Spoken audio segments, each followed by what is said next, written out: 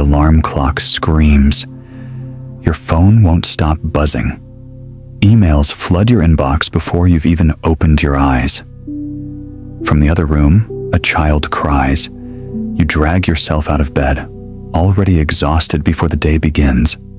You gulp down coffee, glance at the clock, and realize you're late. Once again, the day has started with you being chased, not in control. You're not truly living. You're just reacting, being dragged through the day, through each email, each bill, each pressure that never ends. And somewhere deep down, you whisper to yourself, where is happiness in all of this? 2,000 years ago, the Stoics saw the same struggle. They discovered that happiness doesn't come from what you chase, but from how you choose to see and live each day. In this video, you'll learn 5 Stoic rules to reclaim peace and strength, even in the chaos of everyday life. Rule 1. Own your morning, own your mind. Marcus Aurelius, the philosopher king, would begin each morning by reminding himself, "Today I will meet people who are selfish, ungrateful, arrogant, deceitful, but none of them can rob me of my peace." Notice the brilliance here. Before the day could even touch him, he set the terms. He wasn't waking up blind to chaos. He anticipated it. He pre-armed his mind. He decided, this is who I will be, no matter what comes. Modern psychology confirms what Marcus knew 2,000 years ago. Researchers call it the morning priming effect. The mood and mindset you establish in your first waking moments ripple out to shape your entire day.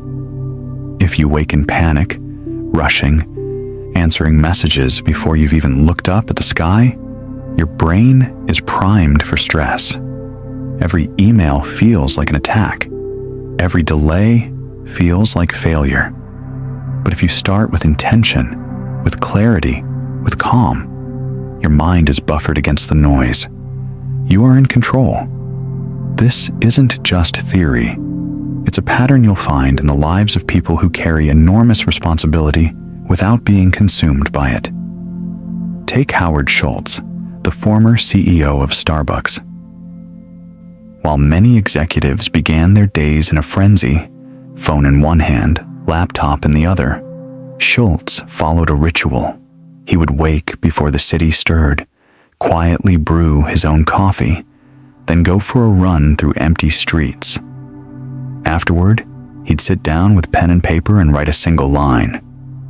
What matters most today? One question, one anchor. That small ritual was his shield. It gave him clarity before the storm of meetings, decisions, and crises came crashing in. Notice the contrast. Most of us wake up and react. Schultz woke up and directed. And that difference is everything. Because when you own your morning, you don't just survive the day, you guide it. But this isn't only for CEOs or leaders. Let's step into a kitchen in Hamburg, Germany. It's 6:45 a.m. The sink is piled with yesterday's dishes. The smell of burnt oatmeal lingers from the pot, left too long on the stove. 2 children are arguing over breakfast, spoons clattering against bowls, voices rising. In the middle of this small chaos sits a mother. She takes her worn copy of Meditations by Marcus Aurelius, opens to a marked page, and simply breathes. 10 minutes. That's all she allows herself. 10 minutes of silence, not escaping her family, but reclaiming her mind. The dishes are still there, but she is no longer just swept along by it. She feels anchored. She has chosen how her day will begin, and that changes everything. Later, when she's driving through traffic or dealing with another round of deadlines at work, she returns to that breath, that page, that decision she made. This is my day. I choose how I meet it. This is the hidden power of the morning. The world wants to claim it from you, through alarms, phones, emails, crying kids, endless demands.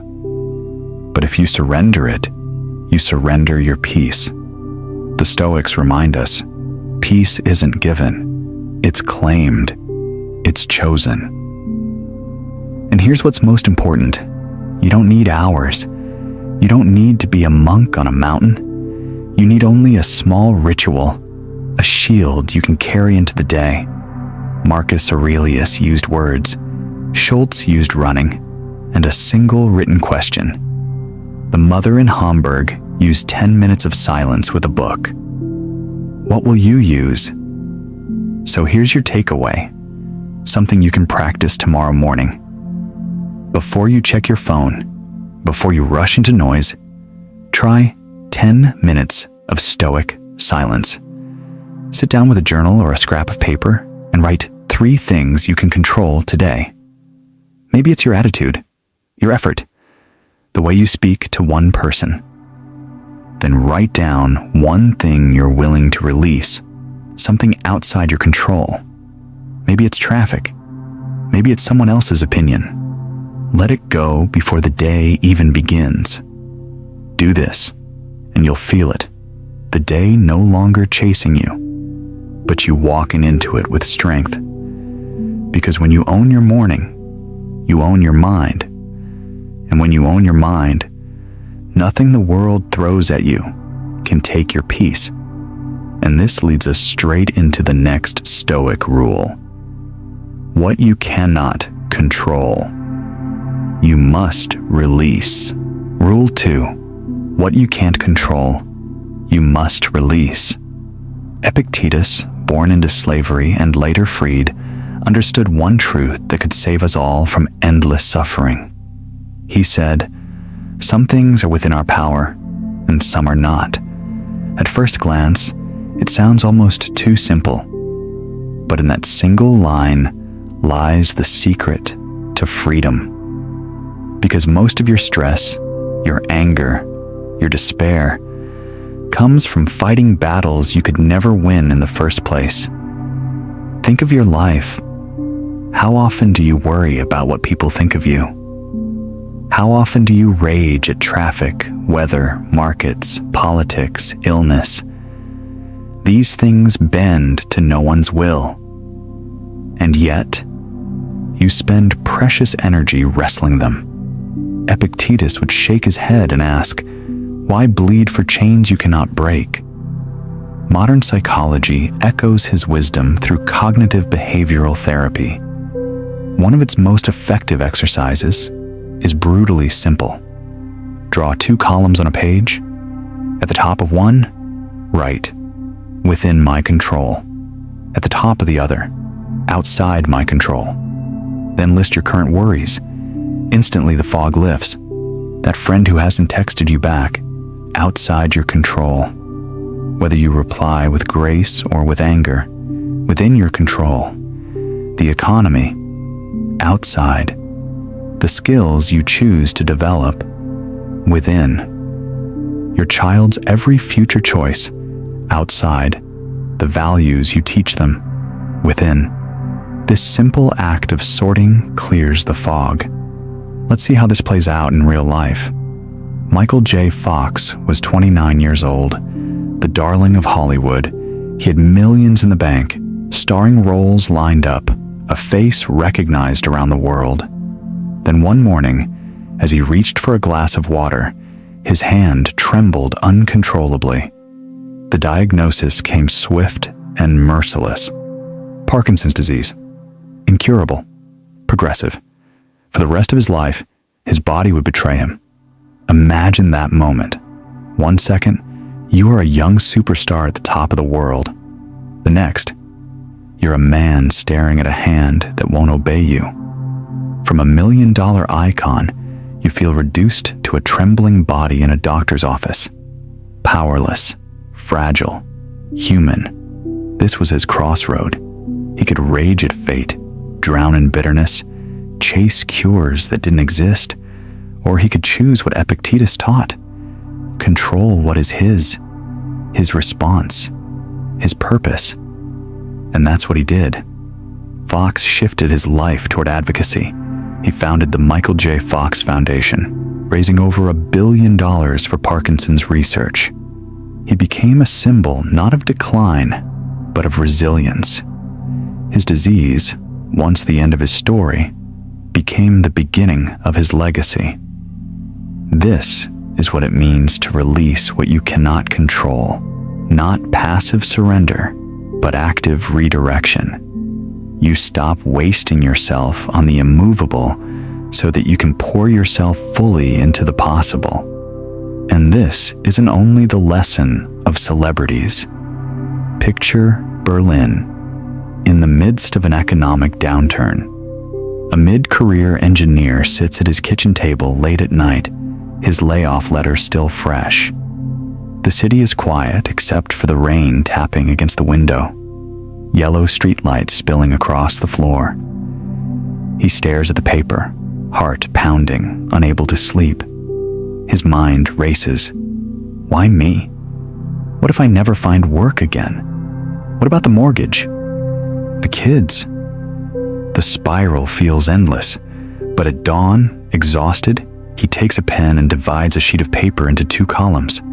On the left, not in my control, he writes, the economy, the company's downsizing, the decision already made. On the right, in my control. He writes, learning a new programming language, updating his resume, reaching out to contacts, caring for his family. Something shifts. The weight doesn't vanish, but it's no longer crushing. He has a foothold. He has direction. 2 years later, he's not only employed again, he's in a stronger position, grateful for the very crisis that once broke him. This is the quiet power of Stoicism. It doesn't promise you a world without storms. It gives you an anchor. And once you learn to ask, is this within my power? You stop flailing in the dark. You reclaim your energy for what matters. So here's your takeaway. The next time anxiety grips you, pause and ask yourself one question. Does this lie within my control? If yes, act. If no, release. It doesn't mean you don't care. It means you refuse to chain yourself to the impossible. Because life will keep placing things in front of you that you cannot command. Illness, loss, rejection, failure. But the Stoics remind you, your freedom is untouched. You still own your choices, your values, your attitude, and sometimes that is enough to transform despair into strength. And this leads us naturally to the next Stoic rule. When suffering does come, don't run from it. Turn it into power. Rule 3. Turn suffering into strength. Seneca once wrote, difficulties strengthen the mind as labor does the body. He believed that pain is not a curse to be avoided, but a gymnasium for the soul. You don't become resilient by reading comforting words or floating through easy days. You become resilient by carrying weight, by being tested, by bleeding and healing and choosing to rise again.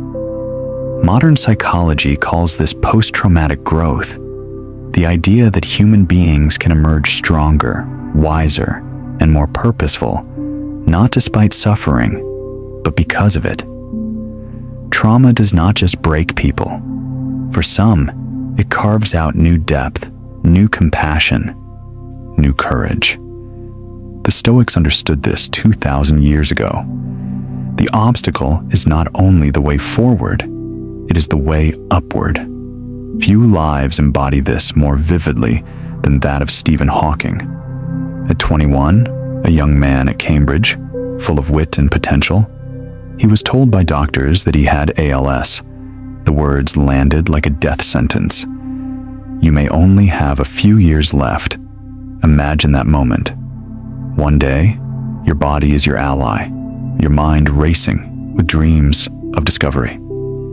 The next, your muscles betray you. Your future shrinks to the shadow of a hospital corridor.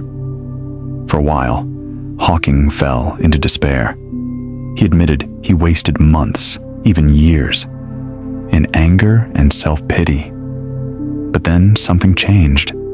Bound to a wheelchair, robbed of most movement, he made a choice. If the body would close in on him, he would fling his mind outward to the universe itself.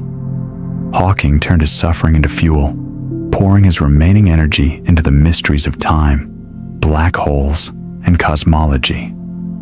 His voice was reduced to the flat tone of a speech synthesizer, his students straining to hear each distorted word.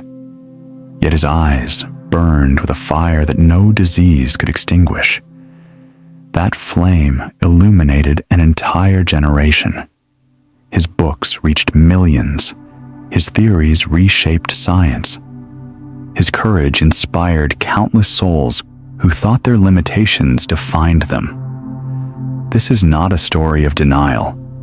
Hawking never claimed his life was easy, but he refused to let suffering strip him of meaning. Instead, he let it forge his legacy. And this truth is not reserved for geniuses. In Texas, a 45-year-old woman lay in bed for months after her husband died of illness. The house was heavy with silence. Bills piled up, dinners went uncooked. Her daughter quietly took on more than a child should. One morning, the mother looked out from under the blankets and saw her 12-year-old girl stacking dishes in the sink. Her small shoulders bowed under invisible weight, and in that instant, she realized if she did not stand up, her daughter would grow up motherless, even while she still lived. She rose, slowly, painfully, first to cook a meal, then to clean the kitchen, then to show up for school events again. In time, she founded a support group for widows, turning her grief into a lifeline for others. Her pain did not vanish. It became the raw material for strength, for compassion, for service. This is the alchemy of Stoicism.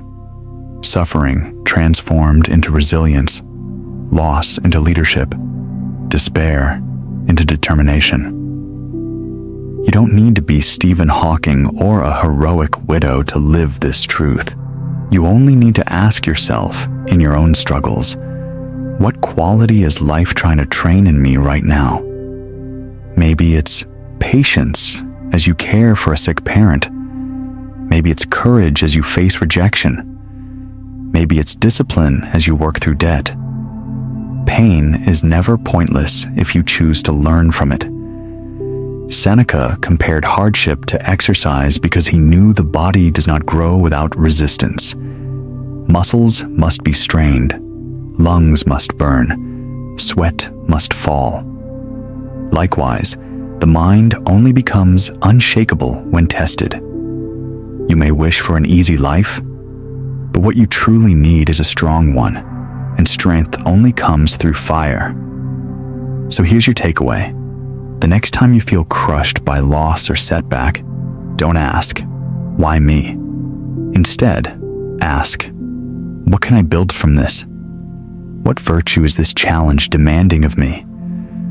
Your suffering may never fully leave, but it can become the forge that shapes the best of you.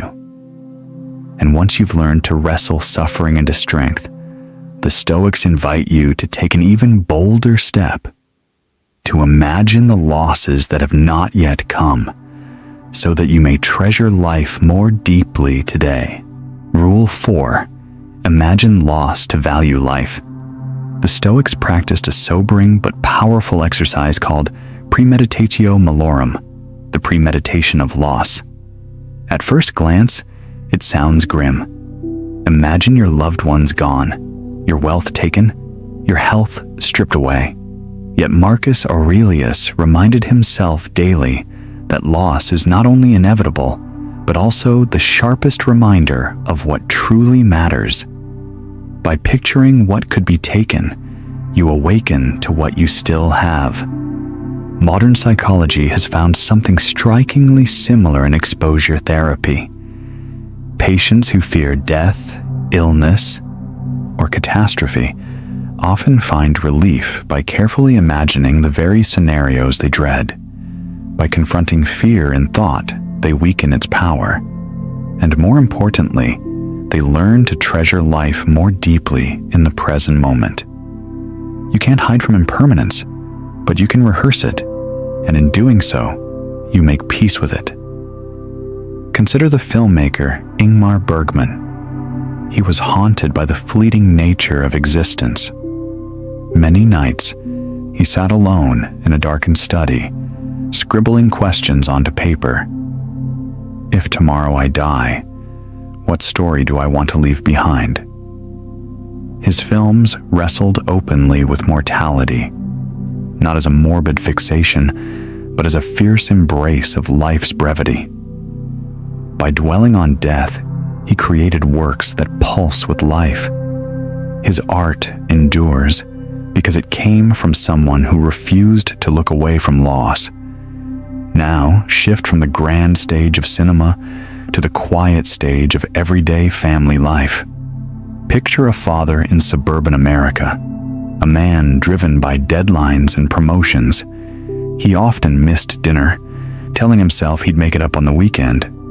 But one night, slipping into his son's room after another long day, he paused by the bed. The boy's small hand lay curled near his cheek, his chest rising and falling with the innocence of sleep. In that silence, the father let himself imagine, what if this was the last time I ever saw him? The thought struck like lightning. From that evening forward, he stopped sacrificing dinners for emails. He chose to sit at the table, to listen, to be present, because he had touched, however painfully, the reality of impermanence. The Stoics knew this truth. The mind resists gratitude until it brushes against the possibility of loss. That's why they train themselves to think, this could be gone tomorrow, not to wallow in fear, but to awaken in love. Now I want you to try it. Imagine, right now, the person you love most. Picture them gone, no longer a voice to call, no longer a smile across the room. Let the ache rise in your chest. It hurts, doesn't it? That tightening, that sorrow, that is proof of how deeply you care. And here's the miracle. You don't have to wait until it's real. You can let that ache transform into appreciation while they're still here. The mother's laugh you sometimes ignore, the friend's text you postpone answering, the ordinary routines of life. They are temporary gifts. Premeditatio malorum isn't about living in dread. It's about snapping awake before it's too late to the fragile beauty of now. Take this as your practice. Once a day, choose one thing or one person you value and imagine them gone. Let the grief pass through you for a moment, then open your eyes to the fact that they are still here. That single exercise doubles the richness of ordinary moments. Coffee tastes sharper, hugs last longer, conversations matter more. Because here's the paradox. By daring to imagine death, you learn to live. By picturing loss, you unlock love.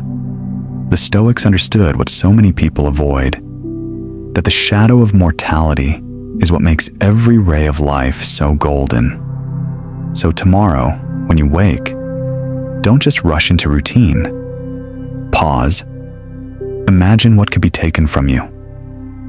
Then step into your day with the fierce joy of someone who knows nothing is guaranteed, and that's what makes everything precious. Each day, imagine one thing you cherish suddenly gone, then look at it again while it's still here, and let yourself feel twice as alive. And this brings us naturally to our next rule, one that carries the same spirit but adds a new layer: how to rise above the noise of the world and protect your inner calm no matter the storm. Rule 5. Live by your inner code. Marcus Aurelius once wrote, "True joy comes from living in harmony with yourself." To him, happiness wasn't about wealth, applause, or the approval of others.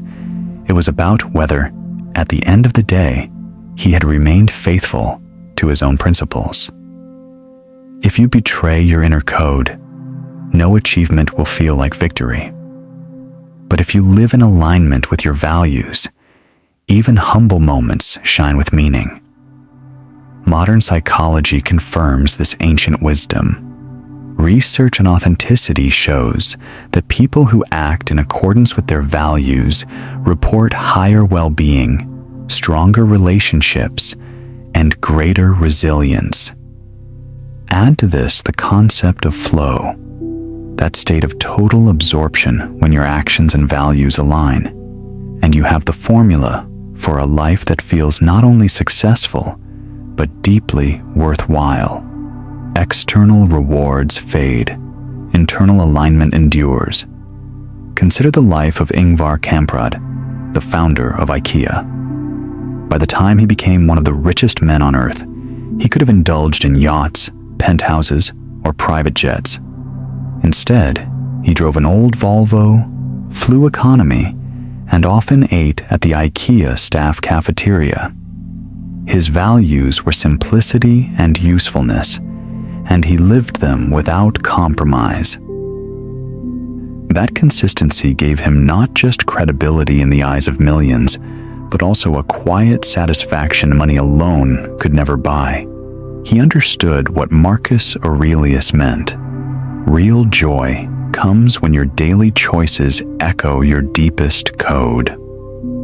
But you don't need billions or a global company to see the power of living authentically. Picture a young man in Munich. He worked in a corporate office where every day felt like wearing a costume. The values he held close, creativity and contribution, were smothered by routine spreadsheets and hollow meetings.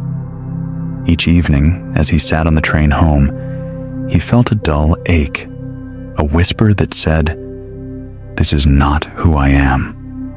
One night, staring at his reflection in the train window, he made a decision. He would leave. He retrained as a teacher. The pay was lower, the hours demanding. But when he walked into a classroom, chalk in hand, something shifted. He felt alive again. Each lesson became an act of creation. Each student reached was a contribution. For the first time in years, he went to bed not exhausted, but fulfilled. He had traded status for authenticity, and in doing so, discovered true joy. Here's the lesson. When you live against your values, life becomes heavy. When you live by them, even challenges feel lighter. Seneca said that aligning with reason makes obstacles training grounds rather than prisons. Modern psychologists would put it this way: authenticity transforms stress into meaning. So what about you? Do you know your inner code? Can you name the principles that matter more to you than money, praise, or comfort? If not, it's time to pause. Write down 3 core values. Just 3. Maybe it's honesty, courage, compassion. Maybe it's creativity, service, growth. Then, each evening, ask yourself, did I live these values today? Not perfectly, but sincerely. This practice is a mirror for the soul. Some nights, you'll see where you strayed. Perhaps you compromised honesty to avoid conflict or ignored compassion when you were tired. That's not failure. That's feedback. It's a call to realign tomorrow.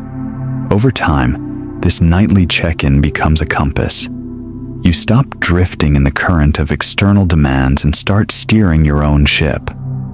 Because here's the truth. Life will always tempt you to betray your code. The world will offer shortcuts, applause, or safety in exchange for silence. But every time you trade your values for comfort, you carve away a piece of yourself. The Stoics believed that no external loss, money, reputation, power, could wound you as deeply as self-betrayal. Think of Marcus Aurelius himself. As emperor, he could have indulged in extravagance, crushed dissent, or ruled by fear. But his private notes reveal his constant struggle to remain humble, just, and true to reason. He reminded himself daily, "Do not be Caesarified." In other words, don't lose yourself to the costume of power. His code was more valuable than his crown. Your life may not be imperial Rome, but the battle is the same. Each day, you face 1,000 small tests. Will you stay true to your principles, or will you bend to convenience, approval, or fear? Here's a challenge. Tonight, before bed, write down your 3 core values. Then ask, did I honor them today? Even one small action counts. A kind word, an honest answer, a moment of courage. This is how you live by your inner code, not in grand gestures, but in the daily details where your soul takes shape. Name the 3 principles you refuse to trade away, no matter the cost. Every night, ask yourself, did I live by them today? If yes, feel the quiet joy of alignment. If no, recommit. That simple ritual turns life into harmony. And as we close these rules, one more truth awaits. The Stoic reminder that all philosophy, all practice, all alignment of the soul is meaningless unless it is lived here and now, in the fleeting present moment, daily peace and strength. So here we are, 5 Stoic rules, 5 anchors for a steadier life. Own your morning, and you own your mind. Release what you cannot control, and you free yourself from chains. Turn suffering into strength, and you discover resilience you never knew you had. Imagine loss, and life suddenly feels more precious. Live by your inner code, and you walk in harmony with yourself, no matter the noise of the world. Picture Marcus Aurelius now, not the marble statue in a museum, but the man himself. In a cold military camp on the edge of the empire, rain beating against the tent, soldiers restless, war looming. And there he is, sitting by the dim light of an oil lamp, writing words to himself, words to stay calm, words to remind his soul of what matters. In the midst of chaos, he created his own inner peace. If he could, so can you. Because here's the truth. You cannot wait for the world to become calm before you find calm. You cannot wait for life to be easy before you live well. Happiness will never be delivered by circumstance. It is forged here and now by the choices you make in your own heart. The world outside will always be loud, chaotic, unpredictable. But inside, you have the power to choose silence, to choose strength, to choose peace. And when you do, everything changes, not because the world bends to you, but because you bend to reason, to virtue, to your own inner compass. So tomorrow morning, don't try to do it all. Just choose one rule. 10 minutes of stoic silence before the day begins. Or a single line in your journal about what you can and cannot control. Try it, and you'll see. Peace does not come when everything is perfect. Peace comes when you take command of yourself. The Stoics discovered it 2,000 years ago. And now, you can too.